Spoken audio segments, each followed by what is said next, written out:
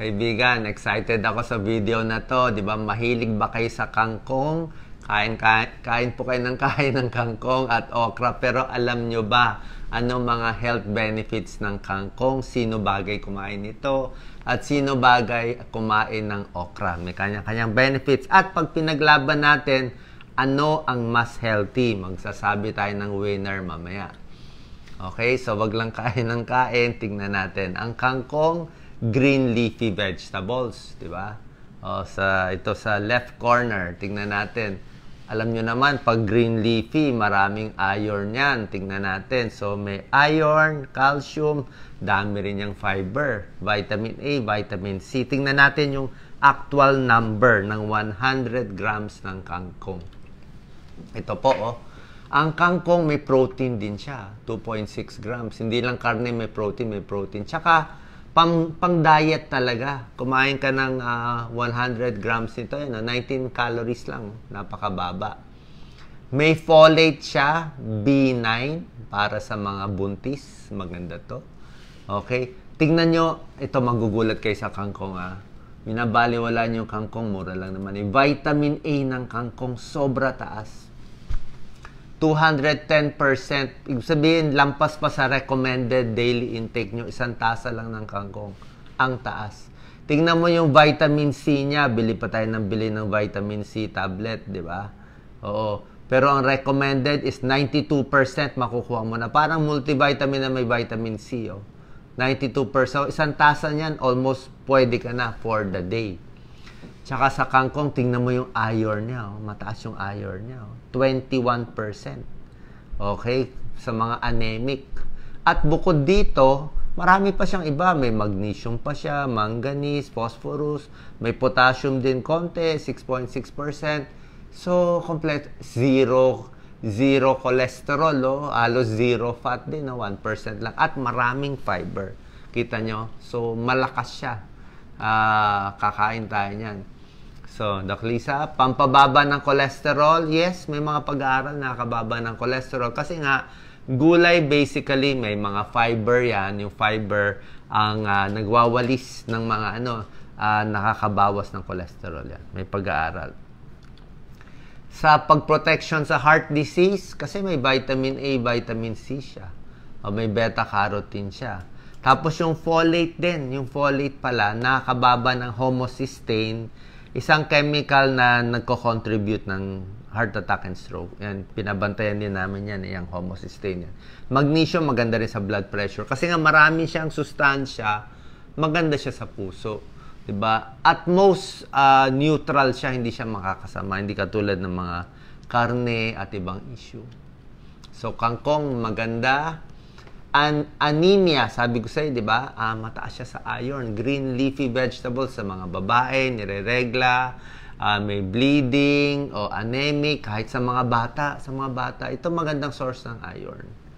Okay? Karne, may iron din, may iron supplement. Pero ito, marami ng iron siya. Nasa dahon, ha? Yung pagka-green, napakaganda. Hindi po nakakataas ng blood pressure. Baka malito kayo. Okay, ang blood pressure, yung lakas ng bomba ng puso sa dugo, ito ang dami ng red blood cell. So, kailangan nyo yan. Hindi ito nakaka-high blood. Maganda ang kangkong. Niwala po kayo. Maganda sa puso. At maganda rin siya, ito ginagawa ko. Pag constipated kayo, matigas ang dumi, damihan nyo lang yung gulay ng kangkong. So, pag 1 bulk, 2 bulks, yung iba, bumibili pa nga ng fiber supplement, di ba? Ito na fiber supplement yun, taas ng fiber niya. So, itong kangkong, pag marami, pampadumi. Mild laxative. Isang tasa, para kang pampalit ng tiyan, di ba? Ang baba pa ng calories. Kung medyo hindi ka matunawan, constipated, ito maganda rin siya. At merong ginagamit din ng kangkong sa traditional medicine para sa mga bulate. I'm not sure how effective, pero ginagamit. Yun ang mga ibang pinag-aaralan nila. Maganda sa mata. Ang taas kasi sa vitamin A niya. 210%. May tulong siya sa mata. Pampalinaw ng mata. Pagdating sa diabetes, not sure. Nilalagyan ko ng question mark. Kasi wala naman talagang component na pampababa ng blood sugar. Although, low calorie siya. Hindi siya matamis. 'Di ba? Gulay siya. So, hindi siya nakakasama. Pag ito kakainin mo, hindi tataas din ng blood sugar mo. Pero kung sasabihin mo, kakainin mo yung kangkong para bumaba ang blood sugar, ibang usapan yun. Healthy diet lang siya. Kailangan mo ng gamot para bumaba yung blood sugar nyo. Prevention of cancer. Lahat naman ng gulay nakakabawas sa colon cancer, stomach cancer. Pero kung sasabihin mo, ibang mga cancer, kung mapapababa niya, marami siyang antioxidant, very nutritious, siguro may tulong, pero hindi direkta na makakababa. Diba? Mas marami pa siguro sa carrots. Usually yung carrots, mas sikat, pampababa ng breast cancer, may konting pag-aaral doon. Skin diseases, maganda kasi marami siyang vitamin A, C, diba? Kaya maganda rin sa balat, maganda rin sa buhok. Other benefits, pinag-aaralan pa, hindi pa sure. Sa ulcer, sa pampaantok, may selenium and zinc, may konti, pero hindi ito pa, kaya puro question mark. Isang maganda sa kangkong, meron pa siya isang benefit bukod sa nabanggit ko. Sa Ayurvedic medicine, yung mga traditional medicine, ginagamit siya sa sakit sa atay. Liver problem and naninilaw, liver problem yan, di ba? Kasi tingin nila nakaka-protect sa mga nakakasirang chemicals sa liver. Actually, chinek ko maigi. Meron palang pag-aaral siya. Medyo marami-rami na pag-aaral ng water spinach, kangkong, ginagamit sa mga poisoning, lead toxicity, kung ano-anong toxicity, binibigyan ng maraming kangkong, nakakabawas ito. Inhibiting oxidative stress and apoptosis. So, merong konting pag-aaral, baka makatulong siya kung meron kayong liver problem. Wala namang masama kumain ng maraming kangkong. Pero syempre, dagdag lang to, yung gamot nyo ang mahalaga. So, nakita nyo ang kangkong, ang daming benefit, vitamin A, vitamin C. Sa kabilang banda, tignan natin, may laban pa ba yung paborito ni Doc Lisa na okra? Ako, favorite ko rin okra eh. Okra with suka lang ako, pwede na. Diba? So, ang okra, gulay ba? Hindi pala siya gulay, fruit pala siya eh. Fruit man siya, or gulay man siya, ladyfinger ang tawag dyan, mabilis iluto sa sinigang, okay yan. Yung iba lang, ayaw kainin ng okra, nandidiri, kasi merong madulas-dulas sa loob, di ba? Tawag doon mucilage. Sabi nila parang uhog eh, mucilage. Pero may benefit yun. Ito yung power ng okra, may benefit yung mucilage. Explain ko mamaya. Ang okra, compared to kangkong, mas marami pa nga siyang fiber. Very fibrous siya. Mas marami siyang fiber. Folate niya kasing dami rin ng kangkong. B9, 15% pareho. Vitamin K, comparable din sa kangkong para magbuo ang dugo. Diba? Kailangan din yan. Phosphorus niya, pareho din. Zinc, okay din sa kanya. Potassium, meron din naman siya. Ang difference lang sa okra, mas kulang siya saan? Kulang siya sa vitamin A. Talong-talo siya. Ang vitamin A niya, 5% lang eh. Ang vitamin A ng kangkong, 210%. Ang vitamin C niya, talo din. Ito, 23 milligrams lang, 28%. Ang vitamin C ng kangkong, di halata, di ba? Pero vitamin C ng kangkong, 92%. Okay, so talo siya. Sa iron, talo din siya. Wala siyang green leafy vegetable, eh. Green lang siya. So sa iron, talo din siya. 5% lang siya. Yung iron ng isa, mga 21%. Eh. So, pag anemic, yung isa panalo. Pero despite na talo siya sa A, talo siya sa C, talo siya sa iron, tatlong very important na mga nutrients, meron naman siya ibang panalo din. So, vitamin C, mas talo siya. Vitamin K niya, okay lang. Marami naman siyang polyphenols, yung mga antioxidant, mga flavonoids, ito yung mga polyphenols. At sinasabi nila, siyempre, against inflammation, maraming antioxidant, okay din. Pagdating naman ito, ang pinaka-kakaiba sa okra, meron siyang thick gel-like substance na parang uhog nga na sinasabi natin. Tawag po dyan, mucilage. Yung mucilage, maraming benefit. Huwag niyong mamatahin itong mucilage. Ang mucilage, pwede daw mag-bind sa cholesterol, kaya mas nakakababa ng cholesterol. Okay? May mga animal studies pa lang, nakakababa ng cholesterol. Okay? Tapos, ang okra, isa pa, ang maganda dito, ito maraming pag-aaral. Ang okra pang papababa ng blood sugar para sa diabetes. Kaya pag diabetic kayo, okra tayo. Sa kangkong and diabetes, okay lang, healthy lang, pero hindi siya talaga nakakababa. Itong okra, meron talagang pag-aaral. Ito, maganda itong pag-aaral. Oh. Anti-hyperglycemic effect o pampababa ng blood sugar ng okra. Sa pasyenteng may type 2 diabetes, randomized clinical trial, 120 patients, 60 binigyan ng okra, kalahati hindi binigyan, yung nabigyan ng okra, bumaba lahat. Bumaba ang hemoglobin A1C, 3 months blood sugar, bumaba yung FBS, bumaba lahat.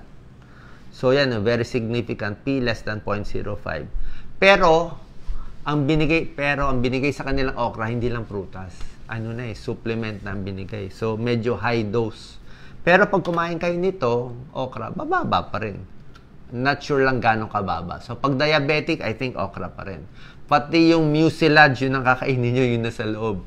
Ito healthy to. Ito yung kung nandidiri ka, ito yung maganda. Maganda siya sa cholesterol, nakakababa, sa blood sugar, nakakababa. Yung fiber niya, napakaganda sa tiyan. At ang maganda dito sa mucilage, yan, hiniwa mo yung okra, lalabas na yung mucilage. Yung mucilage na yan, lalabas din sa pagdumi. Yan, lalabas din sa pagdumi natin, sa stool, yan, mucilage, and slips it out through sa stool. Ibig sabihin, yung dumi natin, mapapansin nyo, i-check nyo, kumain kayo maraming okra, may madulas-dulas. Pasensya na. So, yung dumi nyo parang nakabalot konti sa madulas na dito. So, napakaganda. Very smooth. Hindi sasakit ang puwet. Okay sa almoranas. Hindi magkaka-anal fissure. Hindi magiging constipated. Kahit matigas ang dumi mo, parang bato, pag nilagyan mo ng mucilage nito, dahil kumain ka ng maraming okra, mas okay. Diba? So, marami siyang benefits sa tiyan, blood sugar, at iba pa. Sa buntis, okay naman, mataas ang folate niya. Vitamin B9 niya, kasing taas sila. Okra and kangkong, the same. 15% ng kailangan mo. So, sa mga buntis, okay ang okra, okay din ang kangkong. Anti-cancer properties, not sure. Okay? Puro mga test tube study pa lang eh. Test tube study, ang okra, cancer cells, breast cancer, melanoma, hindi pa proven. Mabilis kainin. Ang kinakain naming okra, yung mas maliliit. Kasi more than 4 inches, pag lampas ng malalaking okra, matigas na, hindi mo na makain. Masyado ng matigas. So, less than 4 inches, mas maganda. Okay?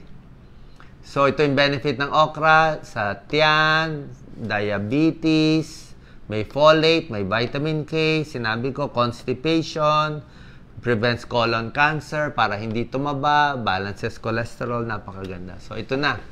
Comparison. Sino ang winner? Kangkong or okra? Mag-comment po kayo. Si Doc Lisa, okra girl daw siya. Ako, parehong okay. Mas gusto ko okra, kaya lang ngayon nakita ko. Dami palang benepisyo nitong kangkong natin. Tingnan mo. Protein, folate niya, maganda. Pero kita mo, panalong-panalo pa rin ang kangkong ng vitamin A. 210%. Compared sa vitamin A, ang baba lang, 5%. Ang kangkong vitamin C, 92%. Vitamin C niya, mababa, 28%. Iron niya, 21%. Ang iron niya, 5%. Dito lang siya mga panalo, nilagyan ko lang ng araw konti. So, basically, sa dami ng nutrients, panalo ang kangkong.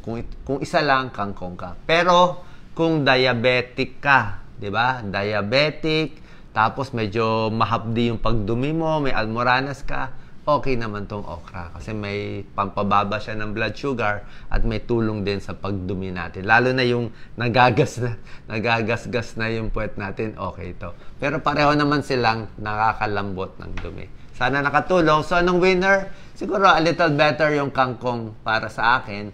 Pero para nga sa diabetic, pwede rin itong okra. Salamat po.